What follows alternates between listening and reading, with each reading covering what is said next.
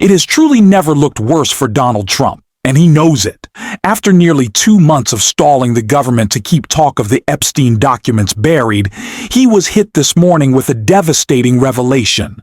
A clear, smoking gun that lays everything bare inside his circle. Panic has erupted, with reports of an emergency White House meeting scrambling to contain the damage. But that's not all. In his frustration, Trump jumped on Truth Social, firing off posts that not only made things worse, but openly threatened members of his own party. The meltdown is real, and it's only growing. We're going to unpack it all. But before we dive into his explosive post and what it reveals about his unraveling grip, please take a moment to like this video and, if you haven't already, subscribe. It really helps support what we do here. Now let's start with the breaking news from inside the White House. Their desperate meeting to try to rescue Trump's image. Spoiler, it's not going to save him.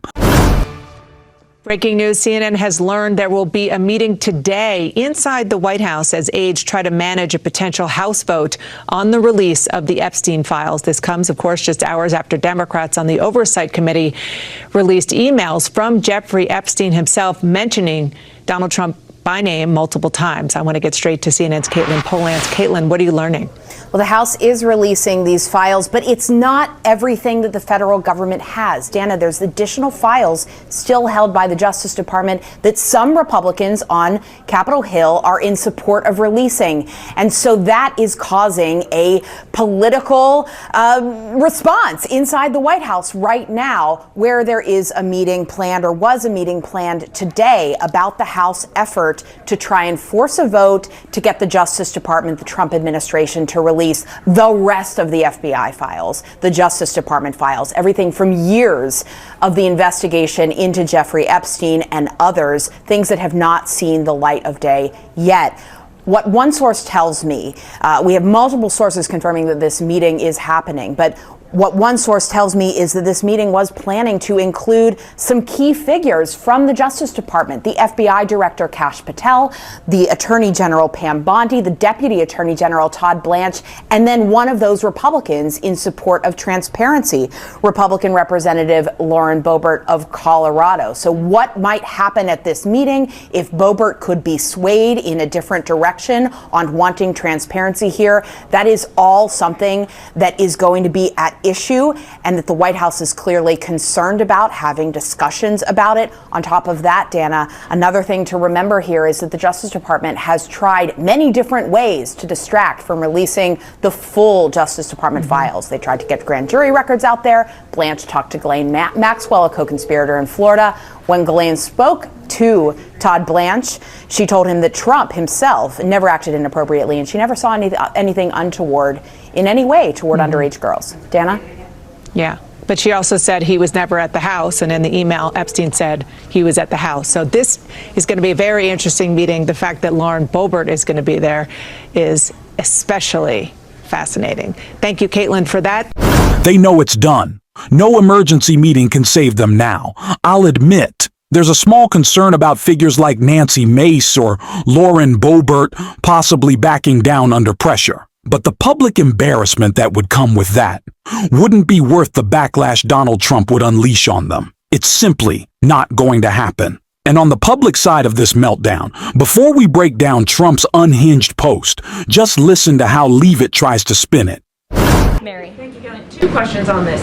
In the interest of transparency, why not just go ahead, release the full files on Epstein, get this all over with? This administration has done more with respect to transparency when it comes to Jeffrey Epstein than any administration ever. In fact, this administration, the Department of Justice, has turned over tens of thousands of documents to the American people. We are cooperating and showing support for the House Oversight Committee. That's part of the reason you are seeing these documents that were released today because of the House Oversight Committee's and Republicans' efforts to get these out to the public. This administration also moved, the Department of Justice also moved to unseal grand jury testimony, which we know, unfortunately, a judge declined those requests. So this administration has done more than any, and it just shows how this is truly a manufactured hoax by the Democrat Party. For now, they're talking about it all of a sudden because President Trump is in the Oval Office. But when Joe Biden was sitting in there, the Democrats never brought this up. This wasn't an issue that they cared about because they actually don't care about the victims in these cases. They care about trying to score political points against President Trump, as we have, of course, seen with this government shutdown. And this entire thing, again, it's not a coincidence to the American people at home. There are no coincidences in Washington, D.C. And it is not a coincidence that the Democrats leaked these emails to the fake news this morning ahead of Republicans reopening the government. This is another distraction campaign by the Democrat and the liberal media, and it's why I'm being asked questions about Epstein instead of the government reopening because of Republicans and President Trump. It is over. It's a wrap. There is nothing they can say. There is no lie they can try to push. You can't blame the media. You can't blame Democrats. There is no arresting Barack Obama. It's not going to happen. It is over. And it is why Donald Trump has turned to his last resort, because there are a few Republicans who have said and gone on record that they will sign this discharge petition. Donald Trump has been attacking them this entire time. We know Marjorie Taylor Greene has been speaking up about that, but now he's trying to do it publicly, and it is not working. The Democrats are trying to bring up the Jeffrey Epstein hoax again because they'll do anything at all to deflect on how badly they've done on the shutdown and so many other subjects. Only a very bad or stupid Republican would fall into that trap. The Democrats cost our country $1.5 trillion with their recent antics of viciously closing our country while at the same time putting many at risk, and they should pay a fair price. There should be no deflections to Epstein or anything else, and any Republican involved should be focused only on opening up our country and fixing the massive damage caused by the Democrats. Donald Trump is now openly threatening Republicans on Truth Social, warning them not to support the discharge petition and accusing them of siding with Democrats. But let's be clear, this isn't a partisan issue. While fewer Republicans seem eager to see the Epstein files released, likely out of fear of what they'll reveal about their leader, this is about transparency and accountability.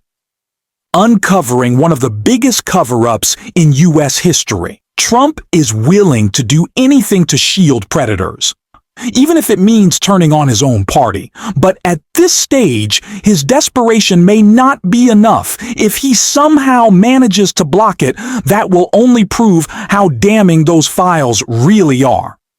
And remember, 2026 isn't far off. Those documents will come out eventually. For now, I still believe figures like Lauren Boebert, Nancy Mace, Thomas Massie, and Marjorie Taylor Greene won't back down. Trump's in deep trouble, and he knows it. Which is exactly why we need to keep the pressure on and keep him unraveling. And speaking of keeping him off balance, Jasmine Crockett did just that this morning. And you'll want to hear every word. Today. Yeah, so number one, it is clear that he knew what was going on, which I think that he's kind of alluded to that at some point in time because the president said that he was trying to kick Ghislaine out of Mar-a-Lago because it seems like that's where girls were being recruited from based on information that we have. But more importantly is that he was having conversation, he being Jeffrey Epstein, with Michael Wolff, who is writing this book or trying to put together this book. And in real time, as Trump is running for his first presidential run, we hear or we see that he made it clear that he believes that he has leverage over Trump. And he said that a Trump regime would basically open up, this is me paraphrasing, this is not exactly what it said, but basically it'd be a free for all. And as we've seen, especially in this second term, it's been a free-for-all where Trump has absolutely pardoned some folk that we know are terrible, and we are waiting on him to pardon Ghislaine Maxwell. I think that that's coming up soon, too. Yeah, an important point indeed. Congresswoman, let's take a closer look at that email from Epstein where he writes to the author Michael Wolff saying this, and it's a direct quote, redacted victim, the name was redacted. Mar-a-Lago, Trump said he asked me to resign, never a member ever. Of course, he knew about the girls as he asked Ghislaine to stop. Obviously, we don't have the full context here, but I'm curious, how do you read this specific email and what it means? Yeah, I think that it is showing that he was well aware and he was trying to cover his tracks at that point in time. And I think that that's what you saw from Jeffrey. Obviously, it'd be better if we could talk to Jeffrey today, but it was very interesting that ultimately Jeffrey Epstein died sitting in prison during Trump's administration. We had on Representative Marlon Stutzman earlier. He's a Republican, and he tried to make the case that President Trump is the most investigated person in the world, and he has not been accused of any criminal wrongdoing here. What do you make of that? Listen, they will do and say anything to cover themselves. You know, I will admit that Donald Trump has been investigated more than the normal, but he just happens to be more corrupt and more criminal than any other president than we've had. I will point out he is the only president who has been convicted of 34 felony convictions that we've ever had in the Oval Office. So while we don't know exactly what crimes he may or may not have committed, just think of it this way. If you know that you didn't do anything, then why is it that you would be twisting members of your own party's arms, trying to get them not to release it? This would be exonerating. If you know that you are free and clear, then why not say, you know what, release the files? In fact, he campaigned on releasing the files because he didn't realize that anything that he was involved in whatsoever was involved in the files. But let me tell you something. Another thing that was said in that other email that he had with Michael Wolff was he was talking about if he wants to basically play hardball, we will make mention of the fact that he really has been on the plane, and I don't remember if it mentioned the island. We have to keep the focus on Epstein non-stop. This story deserves full attention, and it's exactly what we should be talking about right now. Yes, it's also important to cover how Republicans are trying to take health care away from millions of Americans and the harm caused by their government shutdown. But the Epstein case must stay front and center. It's unraveling Donald Trump, dividing the Republican ranks, and could completely collapse his presidency. That's why we're going to keep covering it here every day. If you'd like to support our work, make sure to subscribe, hit the like button, and drop a blue heart in the comments. And until next time, I will see you soon.